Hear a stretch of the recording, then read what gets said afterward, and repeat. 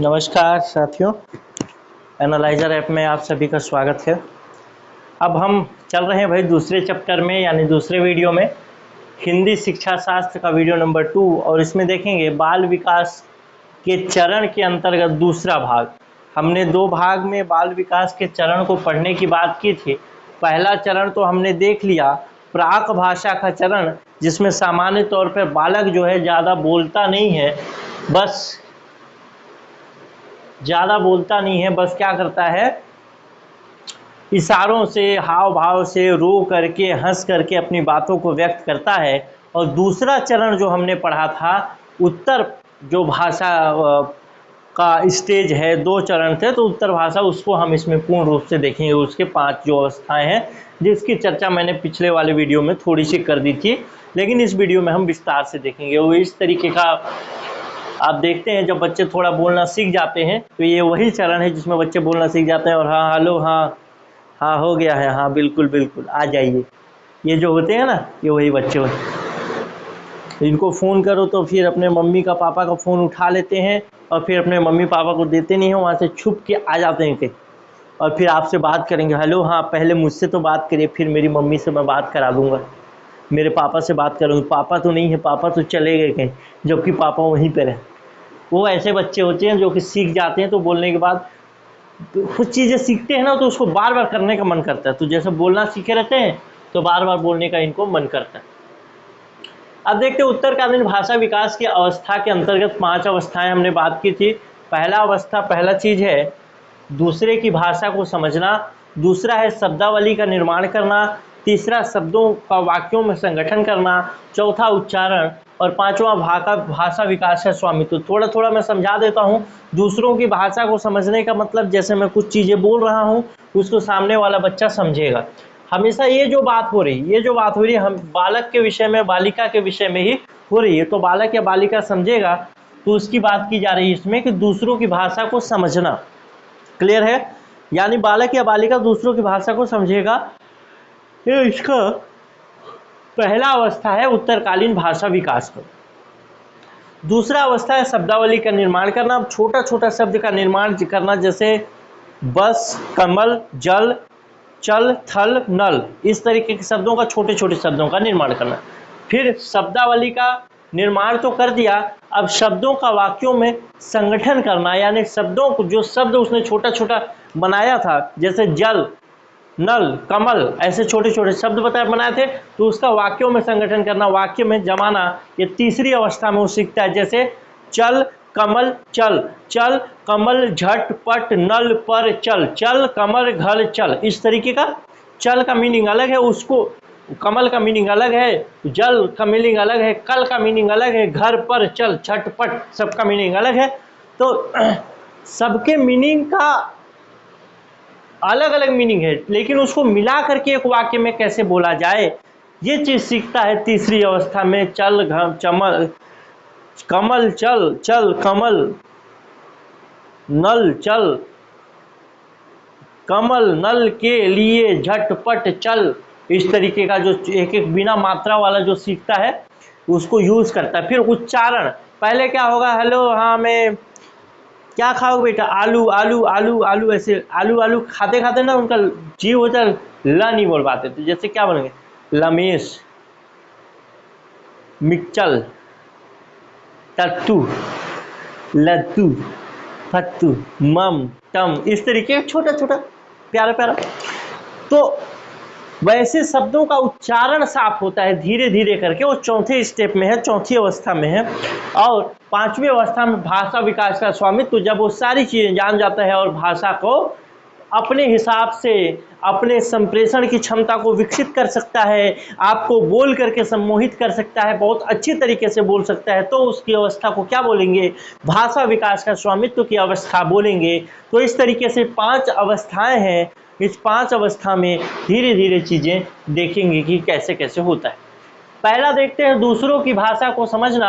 उत्तरकालीन भाषा विकास की ये सबसे पहली अवस्था है जिसमें शिशुओं को दूसरों की भाषा को समझना होता है। इसके लिए यह आवश्यक है कि शिशु परिवार के सदस्यों द्वारा बोले जाने वाले वाक्यों तथा शब्दों का अर्थ समझे। भाषा समझने के लिए आवश्यक है कि शब्दों का सही से प्रयोग करे, प्रायः शिशु हाव भाव जिसको गेस्चर बोला जाता है या आनन अभिव्यक्ति हिंदी में लिख देगा, दिमाग गया। इसको अंग्रेजी में बोला जाता है फेशियल एक्सप्रेशन, यानी चेहरे को देख करके के आधार पर परिवार के सदस्यों की भाषा को समझने की कोशिश करता है। यानी शिशु के लिए परिवार के सदस्यों से भाषा को सीखने का क्या माध्यम है, यानी शिशु किस तरीके से परिवार के लोग क्या कह रहे हैं उसको जान पाएगा। तो दो चीज़ों से जान पाएगा, एक हाव भाव यानी लोगों का हाव भाव, उनके चेहरे के एक्सप्रेशन से। जब आंखें लाल होगी मतलब माँ गुस्सा में है, आंखें लाल होगी मतलब पिता गुस्सा में है, दादा गुस्सा में, ठीक है। मुस्कुराहट होगा मतलब वो लोग खुश हैं। तो इस तरीके की चीज़ें, दो चीज़ों से शिशु जानता है, एक तो हाव भाव से और दूसरा आनन अभिव्यक्ति। और आनन को अभिव्यक्ति को हिंदी अंग्रेजी में बोला जाता है फेशियल एक्सप्रेशन, यानी चेहरे का हाव भाव। क्लियर है? तो पहली अवस्था क्या है कि परिवार के सदस्य जो बोल रहे हैं उसको समझे कि आखिर ये कहना क्या चाह रहे हैं। कुछ इस तरीके का होता है। देखिए, ये खुश है और ये भी अपना खुशी व्यक्त कर रहा है, मतलब ये जान रहा है बालक कि इसके और इसके बीच में क्या बातें चल रही। ठीक है, चलिए, ये पहला स्टेप है, पहली अवस्था है। अब दूसरी अवस्था की बात करने से पहले एक प्रश्न देख लेते हैं। प्रश्न पूछता है कि प्रायः शिशु परिवार के सदस्यों की भाषा को समझने की कोशिश कैसे करता है। रहने के लिए तो संभावित प्रश्न है, लेकिन जब आपसे हिंदी के अंतर्गत शिक्षा शास्त्र से प्रश्न सहायक शिक्षक में पूछा जाता है तो बहुत ही सतही स्तर का होता है। यानी हिंदी शिक्षा शास्त्र से संबंधित जब प्रश्न सहायक शिक्षक में पूछे गए, जो 2019 में पूछा गया, तो उसमें आप देखेंगे हिंदी शिक्षा शास्त्र के जो प्रश्न थे बहुत सतही स्तर के थे। लेकिन सतही स्तर उनके लिए है जो लोग क्या किए हैं, पढ़े हैं। जो पढ़े लिखे हैं ही नहीं, उनके लिए सब स्तर बराबर है। उसको कहते हैं ना, लिख लोढ़ा पढ़ पत्थर, ऐसा कुछ एक कहावत है वैसे।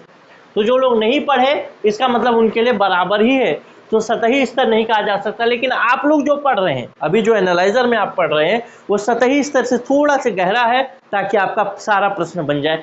तो सतही स्तर में जब प्रश्न पूछा गया है तो उसमें छोटा छोटा प्रश्न पूछा गया है, लेकिन कहीं से भी प्रश्न पूछ लिया जाएगा, ऐसा प्रश्न पूछा गया। तो इसलिए ये प्रश्न आपका संभावित है, तो मैं भी आपको ये प्रश्न पत्र में देखने को मिले। मैं अगर एग्जामिनर होता तो ये प्रश्न जरूर पूछ लेता कि प्रायः शिशु परिवार के सदस्यों को समझने के लिए की कोशिश कैसे करता है, हाव भाव द्वारा, आनन अभिव्यक्ति ए और बी दोनों यानी उपरोक्त दोनों द्वारा, या फिर इनमें से कोई नहीं। तो सही उत्तर क्या होगा, हाव भाव द्वारा भी और आनन अभिव्यक्ति यानी फेशियल एक्सप्रेशन के माध्यम से भी शिशु समझने की कोशिश करता है। तो दोनों उत्तर क्या हो जाएगा, सही हो जाएगा, ऑप्शन सी से। अब देखते हैं शब्दावली का निर्माण करना। जब बच्चा थोड़ा बहुत सीख गया कि लोग क्या कहना चाहते हैं, तो दूसरे स्तर में क्या आएगा, दूसरे स्तर में वो शब्दावली का निर्माण करना चाहेगा। जैसे पानी, जल, कमल, नल।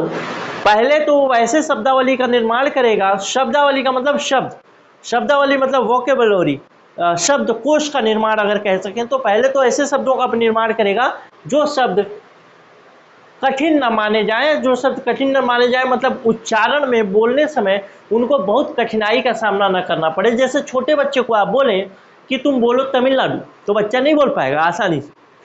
उसको बोलिए कि बोलो जल, मम, मामा, तो ऐसे छोटे शब्द बोल देगा। उसको बोलिए कि आप बोलो वाशिंगटन डीसी, तो नहीं बोल पाएगा। उसको बोलिए कि छोटा कोई शब्द जैसे घास, तो शायद बोल लेगा। चेकोस्लोवाकिया नहीं बोल पाएगा, राम बोल लेगा। तो इस तरीके से पहले जो बच्चा निर्माण करता है शब्दों का, शब्दावली का, वो छोटे छोटे आसान शब्दावली का निर्माण करेगा। तो उत्तरकालीन भाषा विकास का दूसरा महत्वपूर्ण चरण शब्दावली का निर्माण करना है। शब्दावली निर्माण में बालकों को शब्दों तथा उनके अर्थ को समझना आवश्यक होता है। सामान्यतः बालक वैसे शब्दों को पहले जो कि उनकी भूख प्रेरणा से संबंधित होते हैं, अन्य साधारण शब्दों से सीखता है। अर्थात बालक पहली बात तो आसान शब्द सीखेगा, दूसरा कि ऐसे शब्दों को सीखेगा जो कि उसकी भूख से संबंधित हो, जैसे खाना, पानी, जल, सब्जी, दाल, रोटी, ऐसे शब्दों को पहले वो सीखेगा क्योंकि उसकी सबसे प्राथमिकता है। जैसे जैसे बालक नए नए शब्दों को सीखता है, वह पुराने शब्दों के लिए नए नए अर्थ समझता है, उसकी शब्दावली बढ़ती जाती है। साधारणतः यह देखा गया है कि जो 18 महीने का बच्चा है औसतन 10 शब्दों का प्रयोग करता है, यानी 1.5 साल का जो बच्चा है।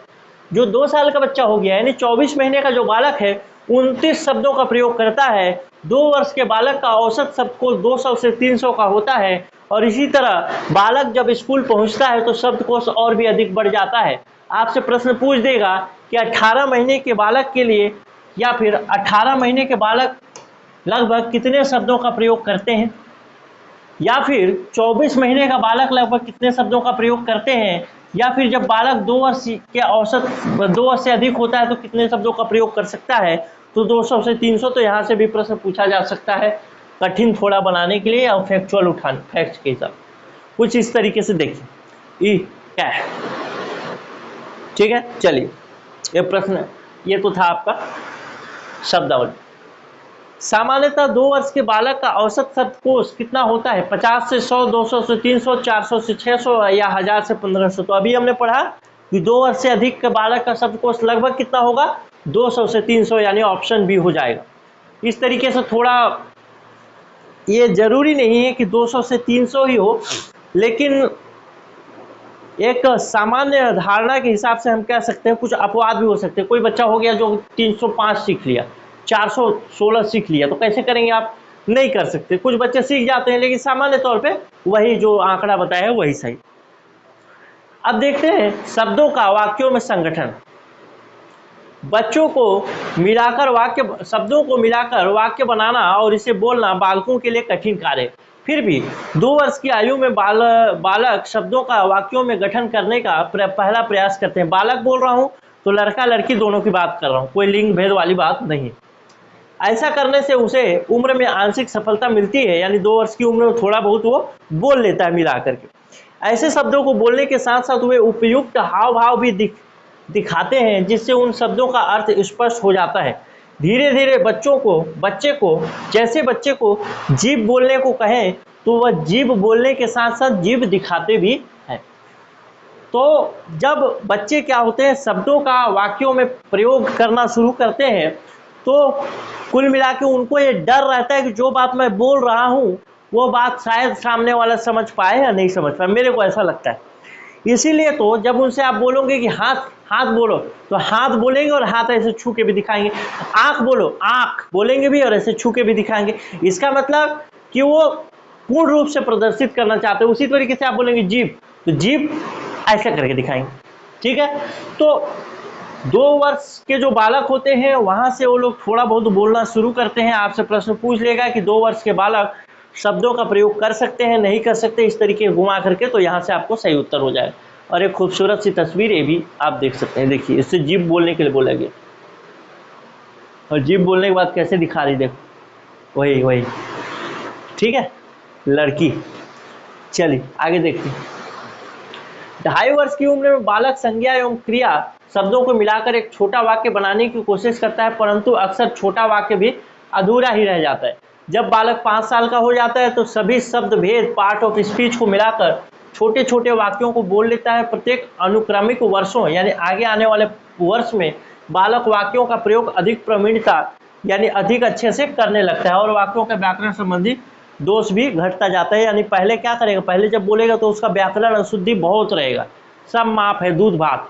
लेकिन फिर धीरे धीरे जैसे जैसे बड़ा होगा वैसे वैसे उसको व्याकरणिक अशुद्धियाँ जो होंगी वो कम होती जाएंगी। मनोवैज्ञानिक अध्ययनों से यह स्पष्ट हो गया है कि जो बालक तीव्र बुद्धि के होते हैं, उच्च सामाजिक आर्थिक स्तर वाले परिवारों से आते हैं, वे लंबे तथा जटिल वाक्यों का प्रयोग वैसे बालकों की अपेक्षा जो कम बुद्धि के होते हैं, निम्न सामाजिक आर्थिक स्तर के होते हैं, अधिक कर सकते हैं।